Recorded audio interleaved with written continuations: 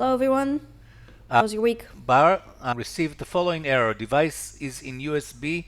Your device may not be recorded. Please make sure your device is not in use and try again.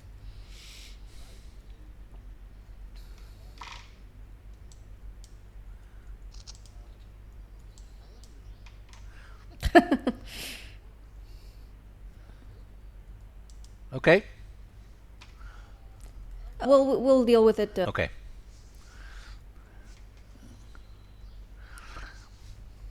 How's your week?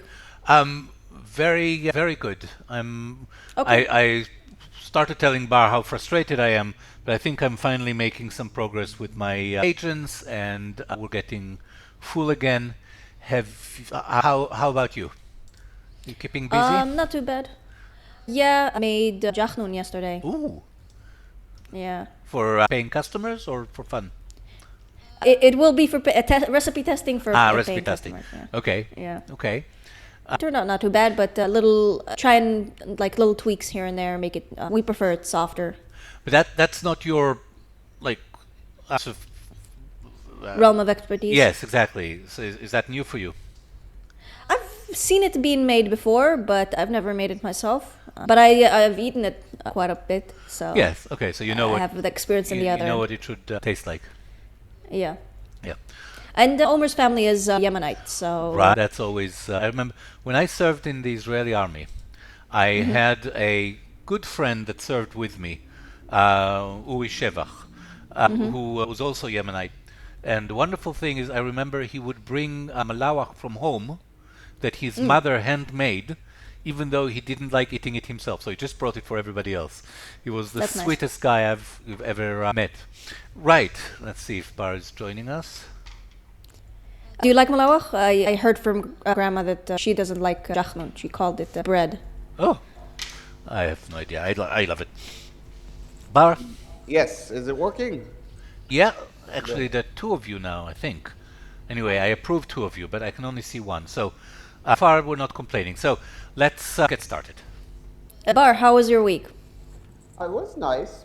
I'm just ending up my time at the office. So When is that done? I'm finishing I'm going to, my company is closing down. Sunday is going to be my last day of work. So it's starting to feel like I don't need to make effort anymore, which is nice. Starting to work on my other project, starting to change. But also, the apartment stuff is getting a little tiring, but a refreshing time. It's probably going to be interesting. I'm sure it will be. Any luck with the apartment search?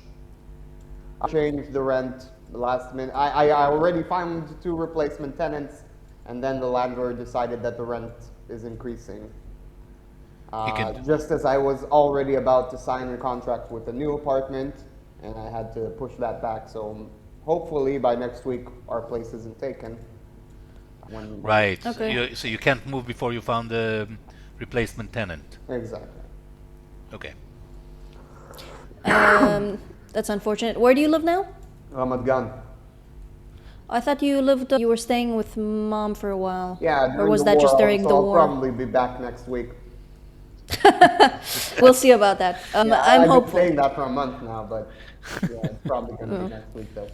Okay, I was going to basically try and discuss with you guys the big question on everyone's mind, When's the war Jewish coming back? question. The Jewish. Oh, finally. Yeah, There's finally. enough Okay. So, first of all, let me just premise that obviously individualism is a thing. Every individual is the only unit capable of action and feeling and thought. Now, with that in consideration, groups do come together and make organizations which are more powerful than they can be as an individual level. And there are groups that are better at grouping up and groups that are less good at grouping up, and Jews are very good at grouping up. I don't agree with that, but keep going. Okay. So first of all, this ties into what you were saying about the propositional nation argument. So I would love to tie that in as well. But What's the- generally, what's that? What is that? I'm sorry. What is the propositional nation? What did I say? Oh, the argument of Vivek Ramaswamy versus the Okay. Ideological right, versus ethnic. Okay. no. Well, yes, I guess you could call it that. Okay. So that's the idea that America specifically and perhaps even uniquely is a nation united by ideology rather than by ethnicity. Is Yeah. that roughly it? Yeah. Okay. So what? Okay, maybe do you have a disagreement with my characterization? Bar, you said you do of Jews sticking together. I find that in every country I went to, you could first of all, there's Chabad, which is specifically meant to be a connection point for Jews in every country in the world. Yes. Whenever you're in a different country, people are. It's basically a place to go have food together. I mean, you could argue in terms of equality. You could say that the quality of Jews sticking together is very good. I just don't think that the degree of Jews sticking together is uniquely high. I think Jews are the second least group of people other than formerly Protestant whites. Understood. I agree with that sentiment in that sense. Yeah. We are like good at sticking to each other. I mean, get two Jews and three different opinions, and you know, I kind of find that it's a thing where every group of people fight. I think that I stopped being impressed by how much, this group is uniquely infighting-ish. I think that's very common. Jews do like to argue. On the other hand, Jews are very gregarious, and I don't think it's just towards other Jews. I think Jews just like company, and they usually have other Jews as company, but not necessarily. Okay. Dad, do you have a particular opinion? Well, I think it really depends on the context, right? So in Israel, you wouldn't say that Jews in Israel are particularly united. You know, the country is very, very split politically, and has always been. However, when you have Jews scattered in the diaspora, then naturally they do tend to band together. They have for hundreds of years. So I think there is a degree of trust amongst Jews. So Jews trust other Jews in ways that they don't trust others, or others don't trust, sort of Gentiles don't trust each other. And that was very helpful and beneficial. And then on top of that, I think the Holocaust has made a huge difference. So if you think about it, before the Holocaust, or even during, Jews have been quite unable to group together to achieve joint goals, like, you know, saving other Jews from dying in the Holocaust. But since then, the message, the shock that the Holocaust was, has made a huge difference to the Jewish psyche. And ever since then, I think Jews have been much, much more effective at working together to achieve what they perceive to be sort of common goals. Especially. Can you give an example other than Israel of that? Well, I mean, I have a WhatsApp group with Jews that buy and sell things from each other. Oh yeah, I mean there are Jewish communities all over. That's true. I don't know if it's more after the Holocaust though. Oh, well, Israel is the embodiment, but it's not just Israel. If you think about the Anti-Defamation League, for instance, hypersensitivity and very proactive attitude towards what is perceived as anti-Semitism. Well, but the ADL started like 30 years before the Holocaust. Yes, but they haven't been nearly as effective. Have they been effective? I know recently they haven't been. Well, they have been very, very effective for the last few decades, in the sense that being called an anti-Semite is one of the worst things in the United States, and certainly in Europe, in Western Europe as well, is one of the worst things that people can be called, right? When? Until very recently. What time are we referring to? I'd say since Second World War till 90s. Oh, no, till today.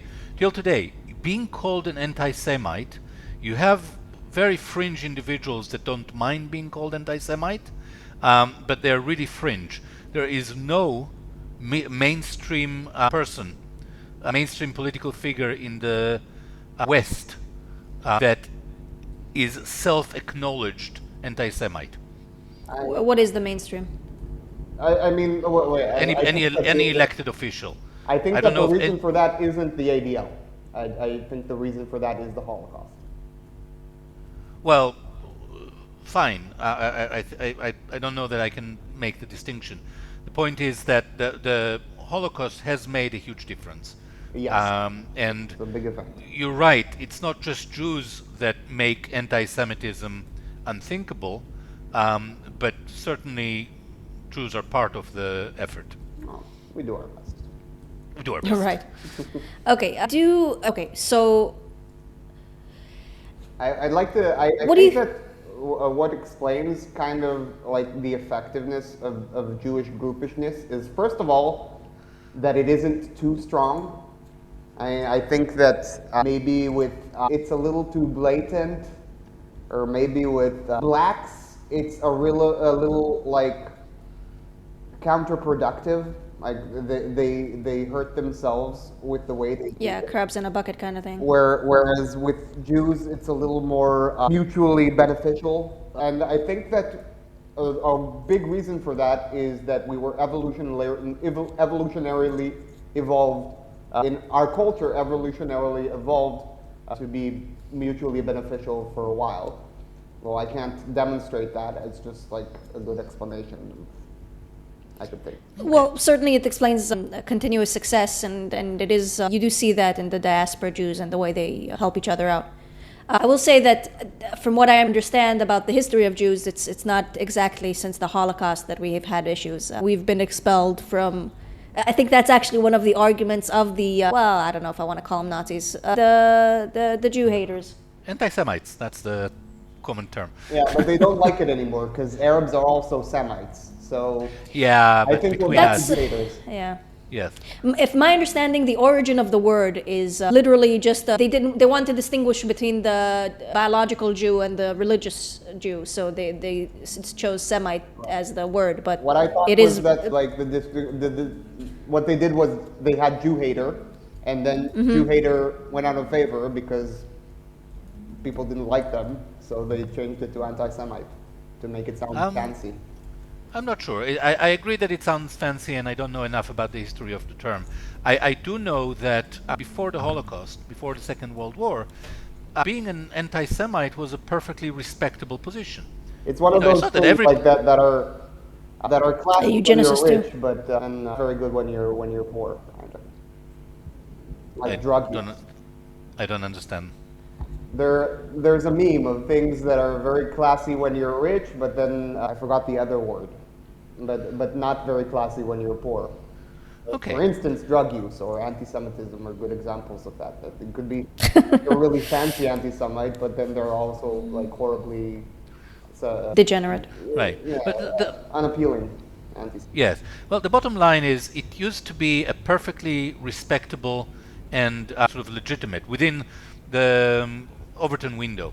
Being anti-Semite used to be within the Overton window. It hasn't, and it isn't now, and it hasn't been since the Holocaust. Yes.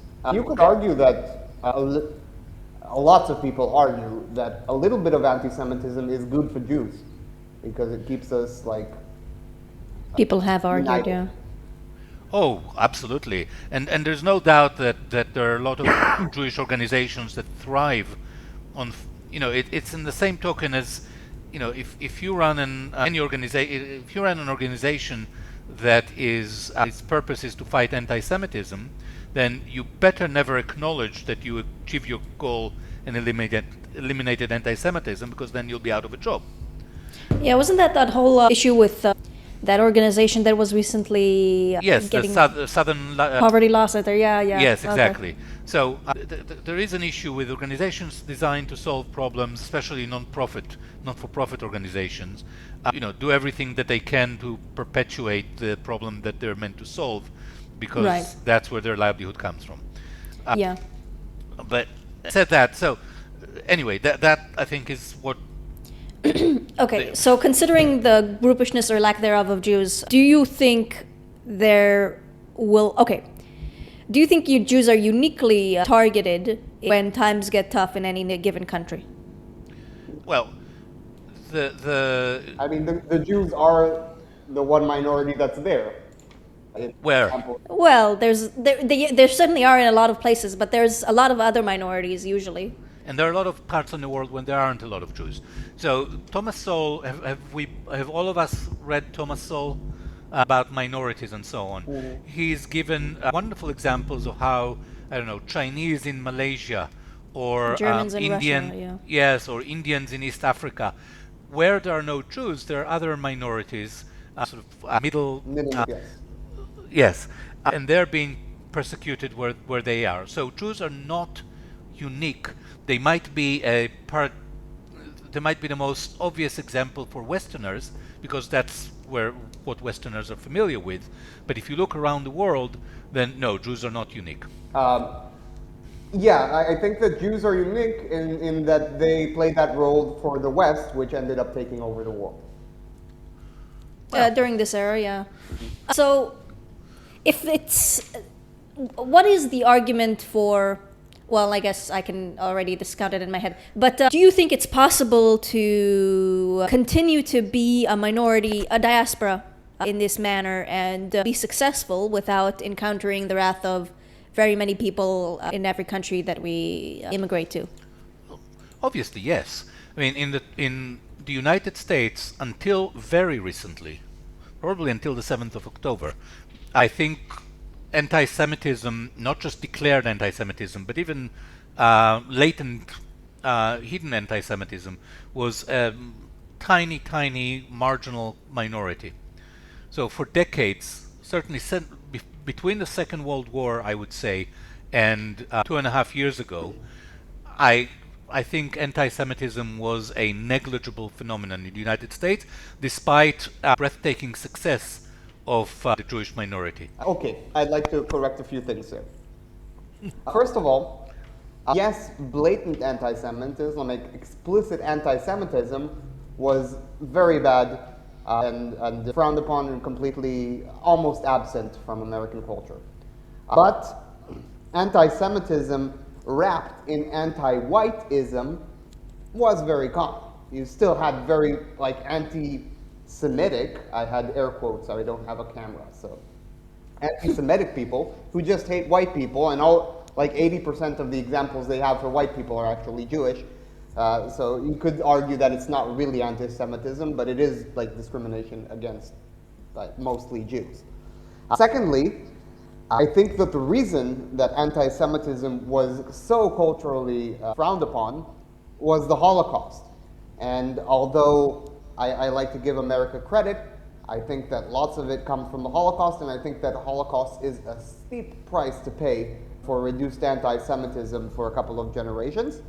And lastly, I think that it wasn't sustainable because American Jews are filthy leftists. And sooner or later, they would have been called out for it. It was sooner. I mean, I don't know that Jews in America today are predominantly sort of hated because they're leftist. I mean, the left doesn't hate them because they're leftists. And the right doesn't hate them because they're leftist. The right hates them for other reasons. I mean, the right blames the entire left on Jews. The right says everything the left doesn't actually exist, it's only Jewish subversion. The left hates them because they're white. Yeah, but when you say the right the way you did right now, it's tiny fringes in the right? It's not the mainstream right. I don't know if tiny. I mean, I think it's a good 20%. I mean, the libertarians now hate. I mean, they say it's. Well, they are tiny. I mean, they say it's Israel, but for instance, the Thomas Massey thing, which should have come up later.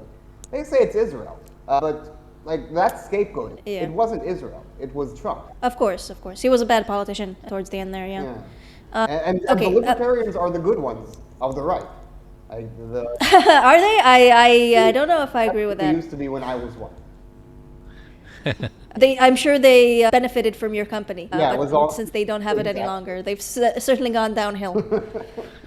Coincidence, I'm sure. Yeah. We can have a few years of peace, hypothetically, in any given country before the central banks start overprinting, and then all of their problems are scapegoated on the Jews. So I think that, like, I was going to suggest, I recently saw an episode of Basecamp, who I'm now, I don't like them anymore for complicated reasons.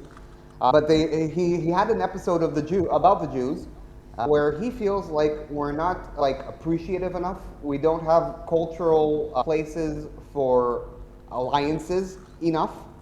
And I was going to suggest that as a solution, but it's actually, come to think of it, I think that's what the Jews tried to do with all of civil rights and what ended up being wokeness. And I think that didn't work out very well. Perhaps choosing better allies would be helpful.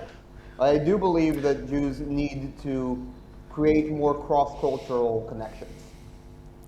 I agree that the worst allies you could possibly choose are the communists. I don't know if that's going to be a successful strategy, just because inevitably your group is going to be at the top, and then once your group is at the top, then there's a high concentration. If like 80% of American CEOs are Jews, suddenly, what is the most common thread amongst these people? Oh, it's their Jewishness, and look, we have inflation. We need to kill some people.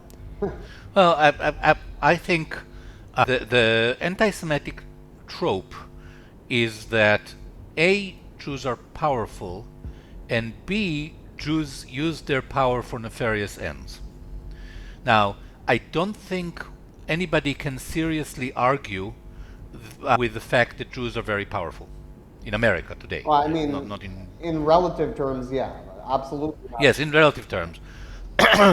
So the question becomes, so first of all, there is the libertarian individualistic point that says, even if there are a lot of powerful Jews, just like there are a lot of powerful men, but that doesn't mean that all men have power. And in the same sense, even though there are a lot of powerful Jews, that doesn't mean that all Jews are powerful. But there's a second point, which is whether Jews are using their power for nefarious ends. And nefarious ends can be, communism, promoting communism, which we obviously don't like. But more persuasively, they can be promoting the interests of Jews, which this day and age inevitably means promoting the interests of Israel. Mm-hmm. Right? And I think there is very little doubt that Jews are powerful, a lot of Jews are using their power to promote what they perceive as Jewish interests, specifically the interests of the state of Israel. And finally, what has really escalated since the 7th of October is the sense that the interests of Israel and the interests of the United States are not aligned, and that the values of Israel, as they're expressed by the policies of the state, are not in line with the values of most Americans. You see, so that's the combination. Yeah, I thank you for that assessment. I think the values of the Israeli state is certainly not aligned with the left, and I think the Islamic world and the left have combined their propaganda in a way that made it seem as though our values are not aligned with the right either. But Jews insist on trying to be lefties in America, but Israelis tend to be more right-leaning, which is why Bibi's in power for such a long time. I mean, I'll correct you for that in a moment. You finish what... Yeah, that's the impression I get. I haven't been following Israeli politics as much as American politics, but I recently heard that description from Ben Shapiro, and he does follow Israeli politics. Mm-hmm. Okay, yeah. But I will say that the propagandists of the left are lying, and Israelis are actually much more inclined with the type of society that the paleo-conservative would want to see in America. And so it's hard to... And so the left calls them, they hate them for the white oppressive reasons that they hate the whole West, and they want the West to be destroyed, and Israel is not willing to be destroyed. So they try to destroy them by propagandistic means, and it's working on the right because it's not them. But if they were in this position, they would be fighting just as aggressively, in my opinion. So I'm not sure how much of that is rooted in reality. Certainly in the right, I mean, Tucker Carlson is not in the left. His complaints about Jews that he never expresses in those terms have nothing to do with the Jews being too left-wing. No, they have to do with Qatar paying him. No, Wait, actually, sorry? they do have to do with. Well, I would say he is part of the propagandistic side. I don't know if he's the one providing the propaganda or eating it, but I will say that Well, you I can don't. I characterize- disagree with that assessment. Part of Tucker Carlson's complaint, I think, with Israel, or what if he praises about the Islamic countries, is their very culturally right-leaning elements, and the Jews are very. He said Venezuela is a friend because they're very homophobic. Exactly, That's yeah. the problem. And Israel Yeah. being one But- of, but- if not the gayest countries in the world. Yes, but recently, I mean, I don't know if either one of you has seen Tucker Carlson's interview for Channel 13 in Israel, but I've been listening to Tucker, and when he talks about the issue, the point that the only point that I have ever heard him make is that Israel is acting immorally, in his opinion, by killing lots of civilians. Yeah, And we don't have to enter let me into. correct that. You don't hate Israel because you think they act immorally. You think they act immorally because you hate Israel. It doesn't matter. It doesn't matter. The point is that Tucker gains a lot of. We talked about the right attitude towards Jews and Israel, and what I'm trying to say is that Carlson, to the extent that he represents a major wing within the American right, the way that he expresses his concerns about Jews indirectly is not that they are too left-leaning, but that Israel is killing too many innocent people. I think you're very explicit in saying that he's indirectly criticizing Jews, but aren't willing to entertain the idea that he's indirectly ascribing motive to himself. I don't Well, he understand seems to what you not just said. mind other countries committing like the equivalent levels of murder, so long as that they continue so to long- crack down on. So long as they're not homophobia. subsidized by the United States. Everything So is long- subsidized by Every country is subsidized by the United States. Well, not to that degree, not to that extent, not being provided diplomatic cover The reason that and Israel is billions subsidized and to billions that and degree with the United States is because Israel is the greatest ally of the United States. Israel always votes with the United States in the UN. Israel and the United States have been best friends forever. The fact that right now people are born that forgot that weren't there when it happened, it doesn't mean that it didn't happen. I mean, talking you're right. I have no idea where the United I- States would have been in the world diplomatically if it weren't for Israel's assistance. Look, look. That's be- silly because Europe is trying to commit suicide, and it's hoping to bring the U.S. down with it. So you don't want to be a friend of someone whose whole t'nai, condition for you being a successful friend is that you commit suicide along with them. Israel is the one that's trying to survive, and the lefties hate it for trying to survive because they're white and they should all be dead. No, sorry, but why do the righties that do, again, I'll go back to Tucker, but obviously there are other names in this camp as well, right? So you explain that crazy lefties hate Israel because they're crazy and Israel represents some right-wing values such as, confident self-defense.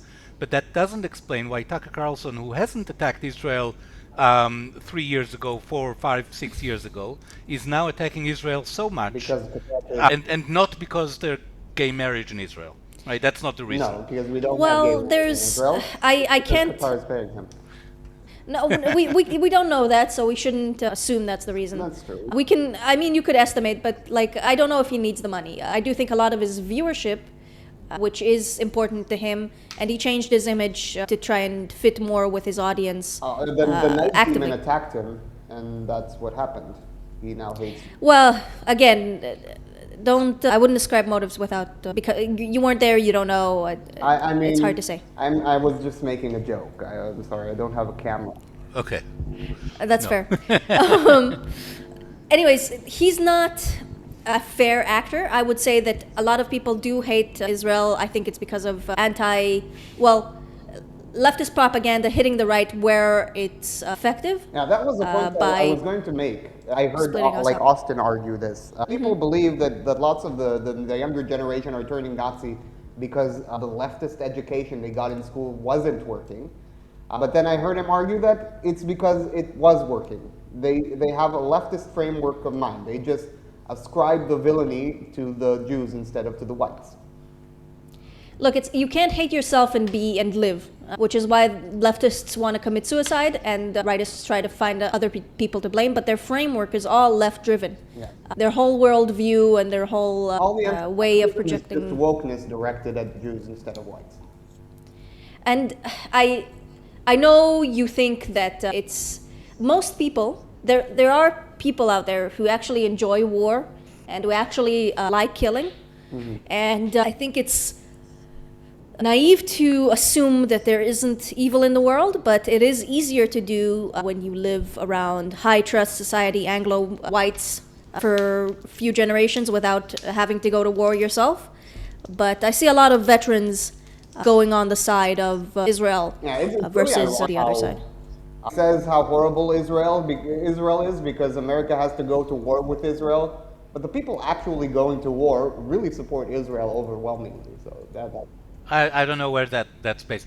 I know that what statistics I like always is that what's his name, the libertarian Republican that Ron Paul was very strongly and much well before Trump came and adopted the same attitude, was very strongly against the wars in the Middle East, and he was backed by the armed forces overwhelmingly. I don't know where you're getting that information about. I don't know where you're getting the information about the armed forces supporting Israel, but it's kind of hard to that. There's no doubt that overall within American society, especially among young young Americans across the political spectrum are turning against Israel, and you could say that's left-wing propaganda. But why is it that that particular aspect of left-wing propaganda has worked in ways that everything else that the left has tried to push on us? Have you seen the way America exists? All of left-wing propaganda was successful. Worked. Yeah, exactly. I don't agree with that. Sure, people are trying to fight it off, but they don't even know how to. Their whole frame of view is manufactured by the left. They have literally no way of looking at the world without the leftist lens. And this argument that the army supported Ron Paul, and Ron Paul is critical of wars in the Middle East, and Israel is in a war in the Middle East. That means that the armed forces don't support Israel. I think that's a little not as strong. I haven't. No, I didn't say you were wrong. I said I don't know where you're getting this information. It's just a feeling. Yeah, but the point I'm trying to make is that the armed forces oppose wars in the Middle East. The criticism against Israel in recent years is precisely its conduct, its involving the and the way that it's involving the United States in further wars in the Middle East. And I don't think there is any doubt in anybody's mind whatsoever that Israel played a major role in getting the United States into the latest war, that I think by now there is a very broad consensus, even among Israelis, that it's been a failure. It's been a failure. I disagree with that. Maybe Israelis don't like the war, but I don't. No, Israelis love the war. They just think that it was a failure. Israelis think it was a failure because it didn't go far enough. Yeah, whatever. The point is, Israelis agree that it was a failure. I mean, it's not over. Israelis agree that it's not over. Yes, Americans very broadly do not support the war and recognize that it was a failure. It's not again. Failure is different than unliked or unsuccessful. No. I'm not saying it wasn't popular. I'm saying it failed to achieve its declared goals. It succeeded in all of its declared goals. It failed to. Really? It's failed in its undeclared goals, which was arguably regime change, but it succeeded in all of its declared goals. Which one? Destroying air superiority, naval superiority, and manufacturing. It didn't destroy. Naval superiority was never a declared goal. Oh, yes, it was. And superiority, again, the point is to the extent that destroying Iran's ability to use long-range missiles to hurt Israel or its neighbors, that has failed. The war created new problems. I think that we're conflating the ability with the willingness. You have definitely increased the willingness, but you have definitely really hurt the ability. Well, the ability is still there, so you haven't eliminated the That's ability. You have strengthened the resolve. Sorry. So let's just go over them things one by one. Iran has, by all accounts, recovered a lot of its capability, but the point is that it still has effective capability of projecting power. That it the same capability to project power, especially around the Gulf. It has now proved itself to be a global actor in terms of its ability to impact the global economy. It still has all of its nuclear material. It may or may not give it up as part of the negotiations. Certainly the regime not only has not changed, but actually morphed into a more extreme, more militant kind. And all of that just one second. And all of that happened at a huge cost to in money, not so much in lives, but a huge cost in money, cost to American popularity, cost to the American and the global economy. So huge costs. And yes, the United States managed to sink all of the Iranian navy, but who cares? The Iranians certainly don't care about that. The Iranians are now more powerful regionally than ever. No, the not. Gulf states are actually thinking about joining with Iran rather than with the United States. The United States showed itself to be a paper tiger. The whole point of... Just one second, I'm on a tirade. So let me finish my tirade and then I'll shut up. The United States has been... the Gulf states have allied themselves with the United States under the premise that that would provide them with protection. And it turned out that being allied with the United States, rather than giving you more protection, is giving you less protection. It's making you a target. And the Gulf states now realize that the United States is unable to protect them from Iran. That realization wasn't there before the war. In every possible way, this war has been a huge disaster. Iranian experts are now saying that. It's not just me that's saying that. I've been saying that for a long time. But I think by now it's starting to sink in that other than sinking the Iranian navy, not the part that counts, not the speedboats that can still block the Gulf, but some, the United States sunk some Iranian boats, but that doesn't matter. The point is Iran is still as much a risk, both conventionally and nuclear, as it was before. Probably more of a risk because of the attitude of the regime there, and all of that has been achieved at a huge cost. Okay, I'm done. Every single thing that you just said. Okay. I feel like lots of people, the argument that Bibi actually made Hamas because it funded Hamas. It let Qatar pay Hamas for their regime there or something. Yep. Absolutely. But you don't realize that this argument is an argument from the right. It was the right who were criticizing Bibi for letting Qatar pay Hamas. If Bibi didn't let Qatar pay Hamas, you would be arguing, Bibi is starving Gazans because he's like an evil dictator. In the same way, when you argue, Iran is stronger now, and then I tell you, no, we've reduced Iran's capabilities, and you said, no, but obviously they're still capable. And that just proves that they were more capable before we destroyed lots of their capabilities, that you were underestimating them before, and actually there was good reason to go to war. No, he's arguing not about ability, but intention. There was no reason to go to war. You have provoked them into strengthening themselves, into becoming more extreme. Iran did not attack any of its neighbors, did not attack Israel, certainly did not attack American forces before Israel and the United States. Iraq in like the worst war in the Middle East ever. Sorry, no, that was Iraq that started the war again. Iraq, with American support, started a war against By Iran. the way, against Israel, right? Including...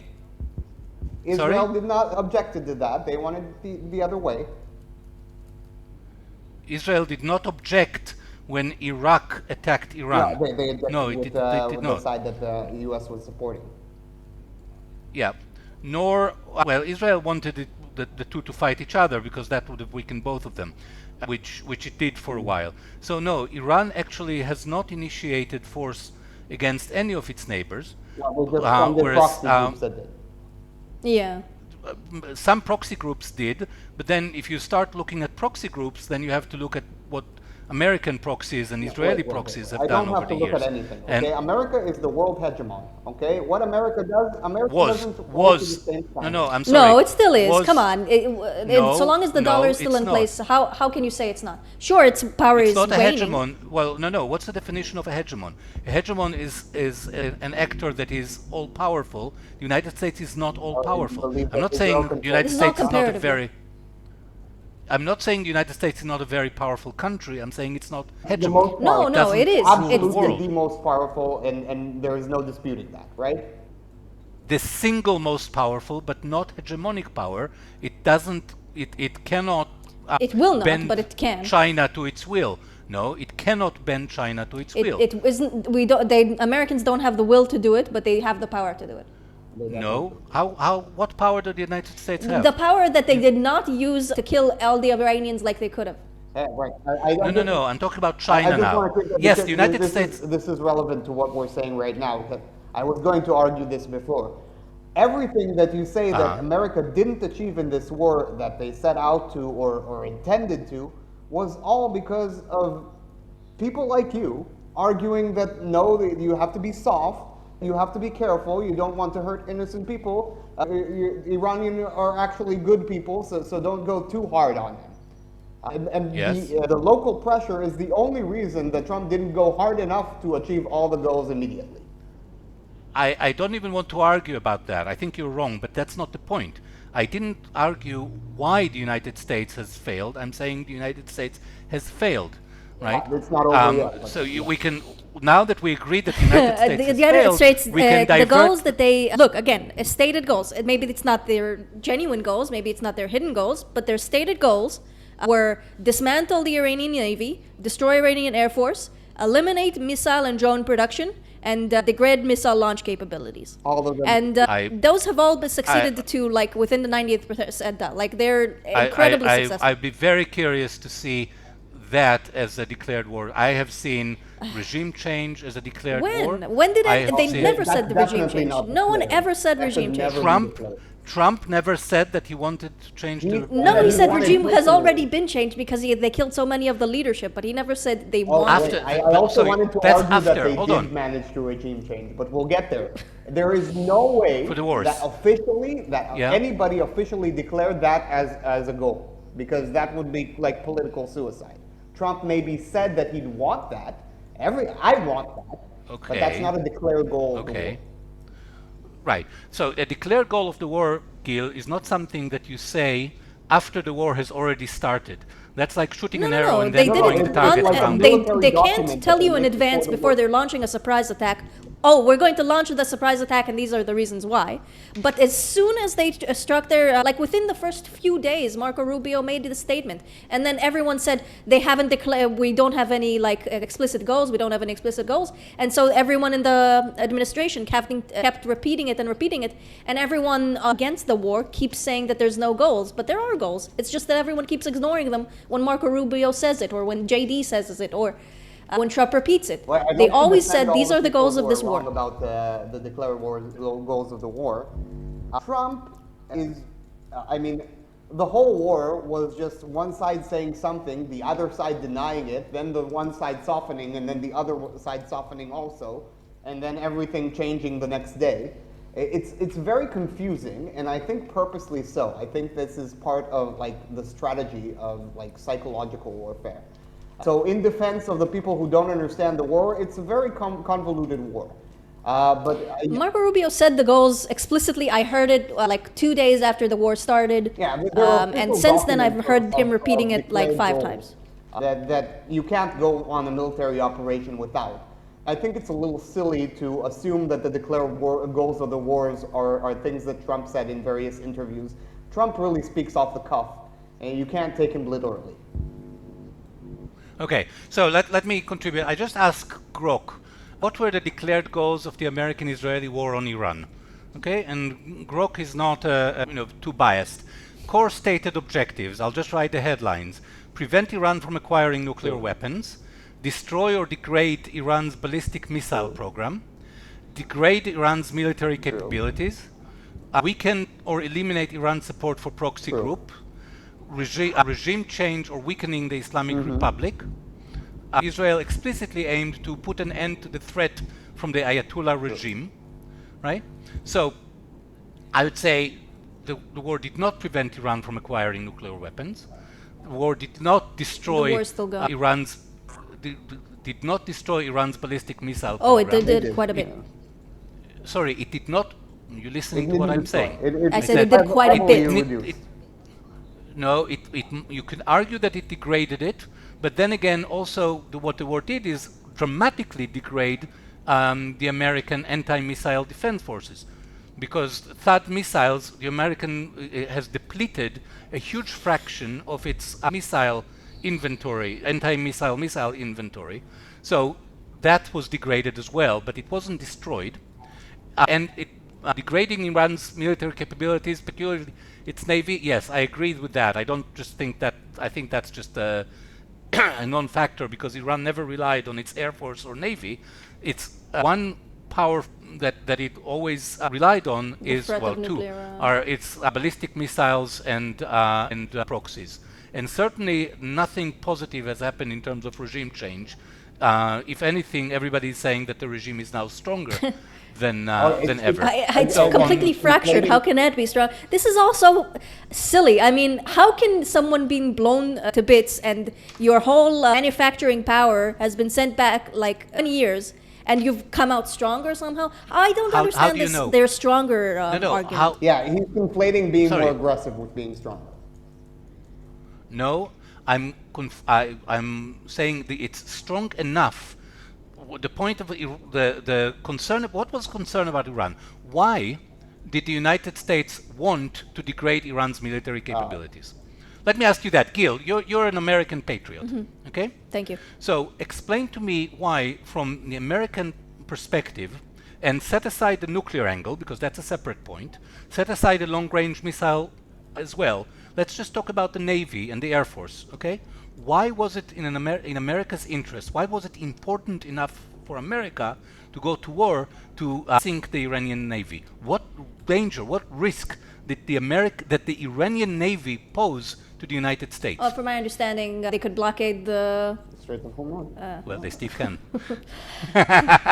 But they didn't, and now they do. But they could. Right? They could have, so, they could have much more successfully if they had the power to do it without someone stopping them. No, they're very successful now. They are extremely successful. America was successful. No, what they're holding up is not the straits, it's the insurance companies.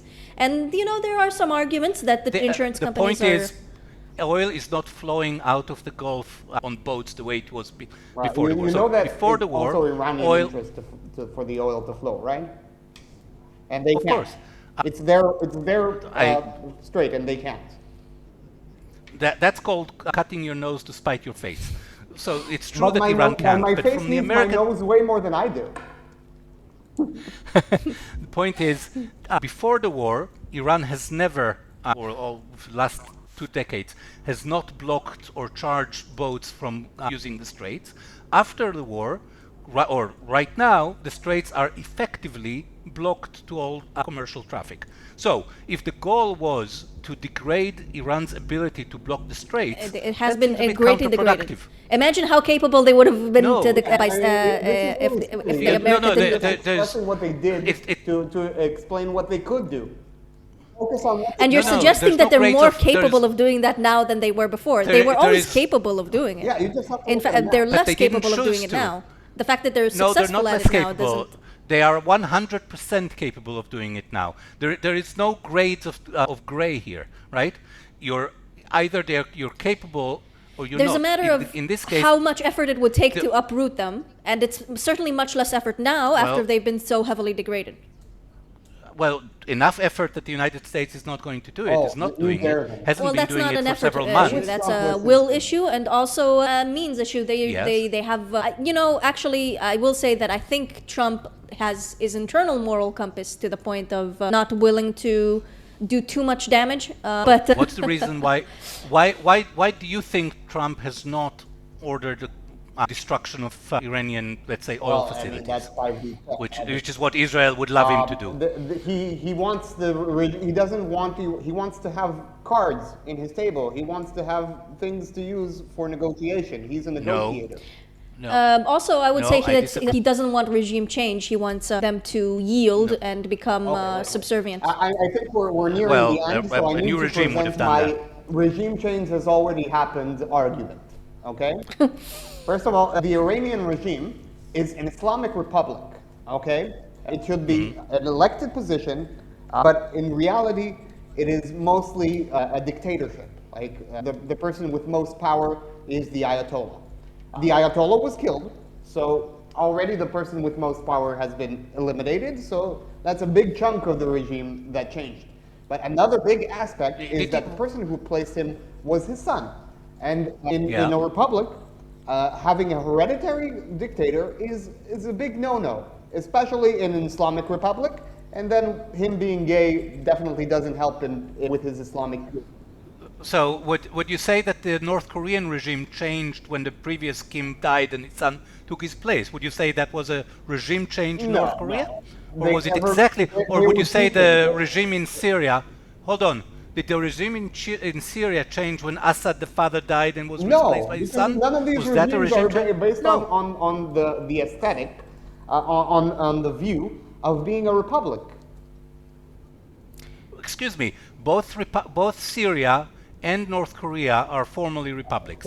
Okay, we have to wrap up. I'm sorry, I've really enjoyed this part. Perhaps too much. Next week we'll have much perhaps more. too much. Hopefully. Let me ask you both to put a stake in the ground. What would you like? What do you think is the likely outcome of this war? At the end of this war, what do you think we're going to see? I'm a total plan truster. I think we'll see complete success. I think. No, be concrete. Yes, I'm getting there. I'm saying Okay. the Americans will get what they want from a deal. Straits will be open. Iran won't have a nuclear weapon. And we will, and a lot of different countries will sign the Abraham Accord and start building up their own military and therefore start taking control of the region so U.S. can exit that part of the world and focus more on our hemisphere. Abraham Accord. Okay, so one very specific thing that you said is that you think it's likely that when the dust settles, more countries, at least one more country, will join the Abraham Accord. Oh yeah. Okay. Bar, what about you? That's a concrete prediction. I like that. Okay, Bar? The Pahlavi constitutional monarchy will join the Abraham Accord. I doubt that. Okay. Right, that was a lot of fun. Hopefully we'll probably We didn't too solve the much. Jewish problem, but maybe we'll get to Or it. the other solution to we'll this get war it. will be solving the Jewish problem. That also could be. Okay, and here's and now let me just say my prediction. Okay, at the end of this war, Iran will continue to toll ships leaving the Strait of Hormuz. Obviously, the Islamic regime is still going to be in power with a different Khamenei charge, but otherwise and more extreme, but otherwise unchanged. I don't think any country will join the Abraham Accord. I think you'll see Gulf states, with the possible exception of the UAE, distancing themselves from the United States and possibly getting closer to China, not to mention Iran. I think it is plausible that the United States will withdraw its troops from the Middle East, but that's going to be because it's going to leave with its tail between its legs, because it will have been universally considered to be a major failure, with everybody, with the possible exception of Wait. Trump's. I'd like to make you notice something. Well, two things actually. You said that America's inability to protect the Gulf states will make the Gulf states distance themselves from America and maybe even cozy up with Iran. But you didn't argue that Iran bombing these people would have any adverse effects on their relationship with Iran. That's one. And the other things that you said was that the war would end up getting the America out of the Middle East, but you said that as a bad thing. Yep, you got it right. Well done. We'll discuss in the future. Okay, thank you very so much. I'll see you next All right, week. thank you very Bye. much. Good night. Bye.